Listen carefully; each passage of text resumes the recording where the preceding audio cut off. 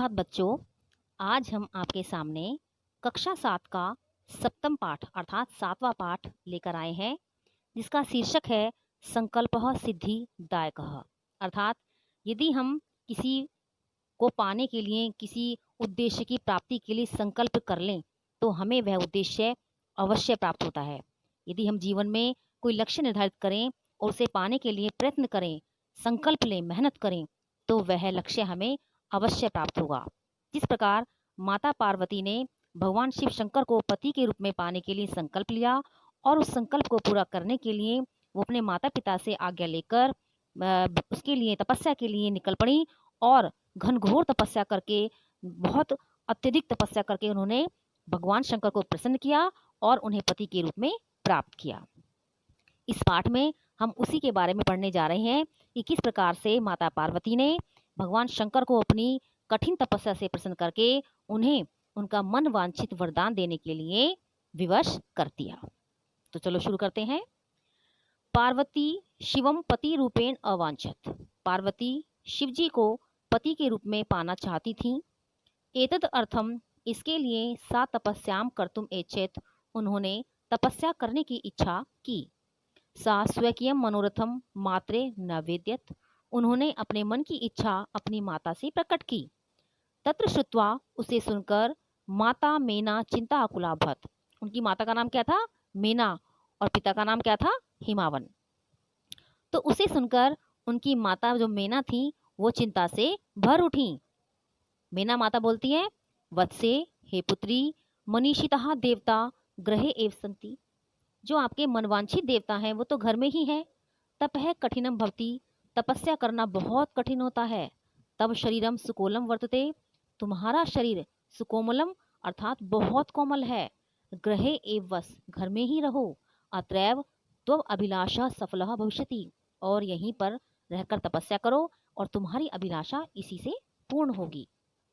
पार्वती अपनी माता से बोलती है, अम्ब, हे माता, तादृश अभिलाषः तु तपसा एव पूर्णः भविष्यति, अर्थात शिव जैसे महान ईश्वर को पति के रूप में पाने की अभिलाषा तो तपस्या के द्वारा ही पूरी होगी।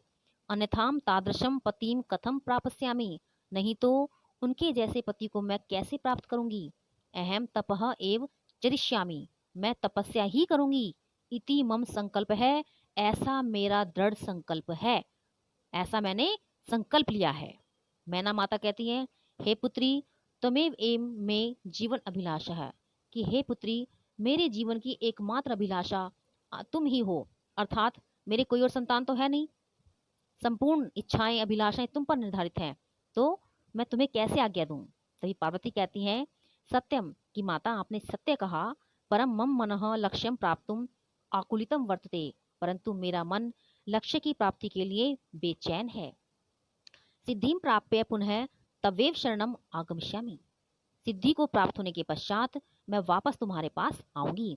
अद्यैव विजया साकम गौरी शिखरम गच्छामि, तो आज विजया, उनकी सहेली का नाम था, सखी का नाम था विजया, दो सखी थी उनकी, एक जया और एक विजया।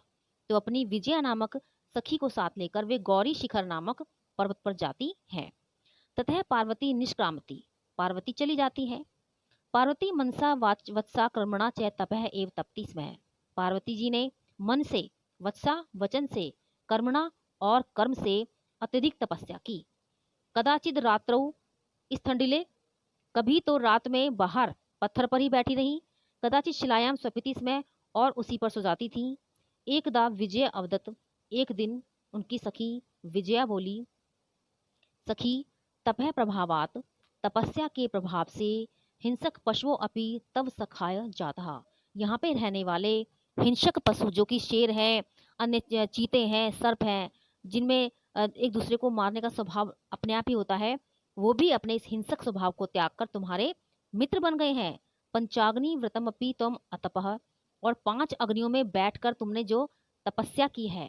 पुनरपि तव अभिलाषा ना पूर्णभत, फिर भी तुम्हारी अभिलाषा पूर्ण नहीं हुई।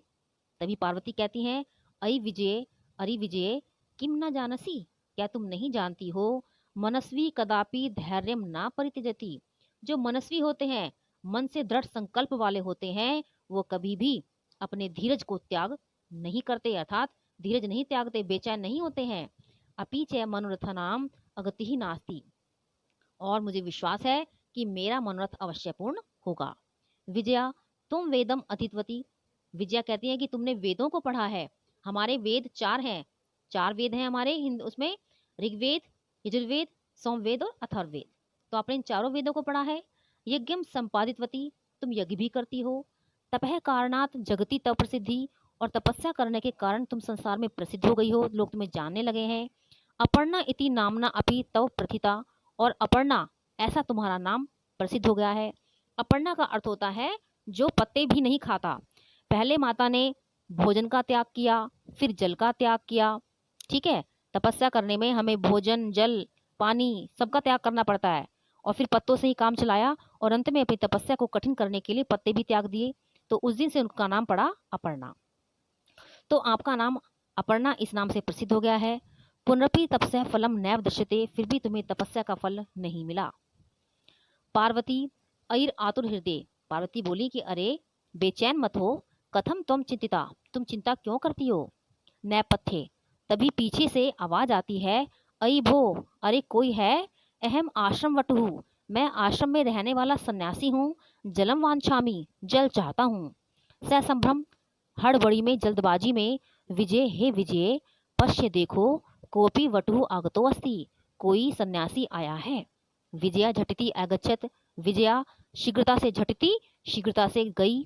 सहसे वटु रूपधारी शिव तत्र प्रविशत, तभी अचानक से वटुक रूप धारण किए हुए भगवान शंकर वहां प्रकट होते हैं। विजया वटो स्वागतम, हे सन्यासी आपका स्वागत है। उपविष्टु भगवान, आप बैठिए। इयम में सखी पार्वती, ये मेरी सखी पार्वती है।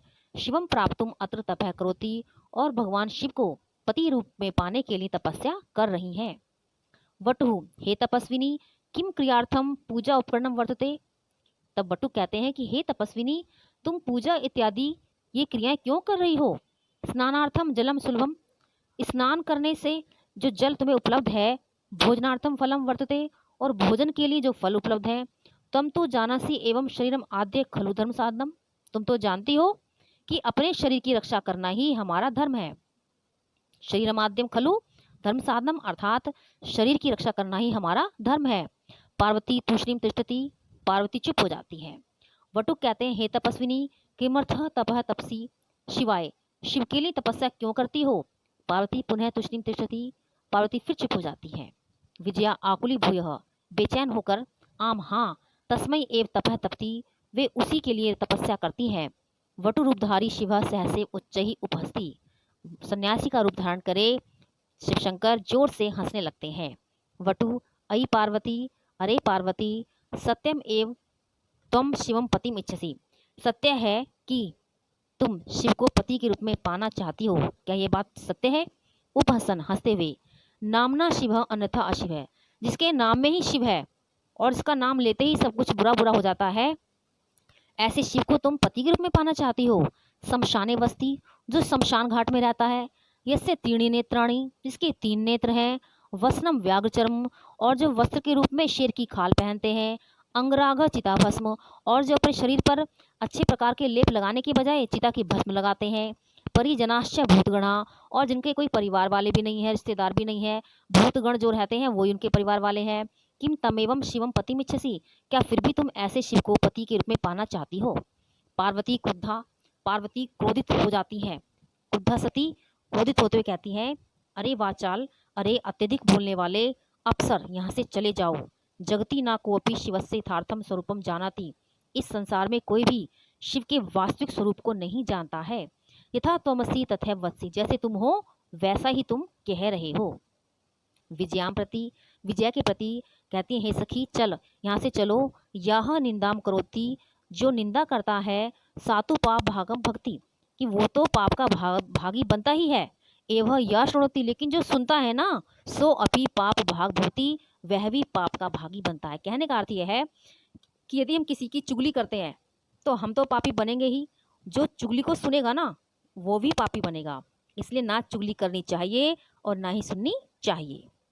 पार्वती द्रुत गत्या निष्क्रामती, पार्वती तेजी से चली जाती हैं। तदैव पृष्ठतः, तभी पीछे से वटो रूप प्रतिजम, सन्यासी के रूप को त्याग कर शिवः तस्याम हस्तम ग्रहति, शिव उनके हाथ को पकड़ लेते हैं। पार्वती लज्जया कंपते, पार्वती लज्जा से कांपने लगती हैं। शिव कहते हैं कि हे पार्वती, प्रीतो अस्मि तव संकल्पेन, तुम्हारे संकल्प से मैं प्रसन्न हूँ। अद्य प्रवृत्ति अहम त्वं तपोभि कृतदासो अस्मि, आज से लेकर, अभी से लेकर मैं तुम्हारा तपस्या के द्वारा कृतदास, खरीदा गया दास हूँ। विनतानाम पार्वती व्यस्ति, नीचे मुंह करके पार्वती जी हंसने लगती है।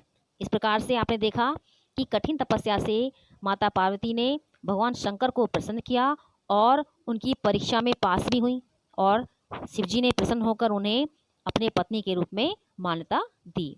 अतः हम सदैव अपने संकल्प को प्राप्त करने के लिए प्रयत्न करना चाहिए और कभी भी उससे पीछे नहीं हटना चाहिए। यदि हम किसी उद्देश्य को पाने के लिए संकल्प करते हैं और उसके लिए मेहनत करते हैं तो हमें भी इसमें सफलता अवश्य प्राप्त होगी। इसलिए जैसे माता पार्वती ने कठिन तपस्या के द्वारा भगवान शिव को प्रसन्न कर उन्हें पति के रूप में प्राप्त किया, उसी प्रकार से बच्चों, यदि आप कठिन मेहनत करोगे, पढ़ाई के लिए संकल्प लोगे कि हमें मेहनत करनी है, तो आप भी अच्छे नंबरों से अवश्य पास होगे। आपकी जो सफलता है वो भी आपको अवश्य प्राप्त होगी। तो आज से हमें संकल्प लेना है कि हम बहुत अच्छे से पढ़ाई करेंगे। धन्यवाद। यदि आपको हमारा चैनल पसंद आता है तो कमेंट्स बॉक्स में जाके ज़रूर लिखें। प्लीज़ इसे लाइक करें, शेयर करें और सब्सक्राइब करें। धन्यवाद।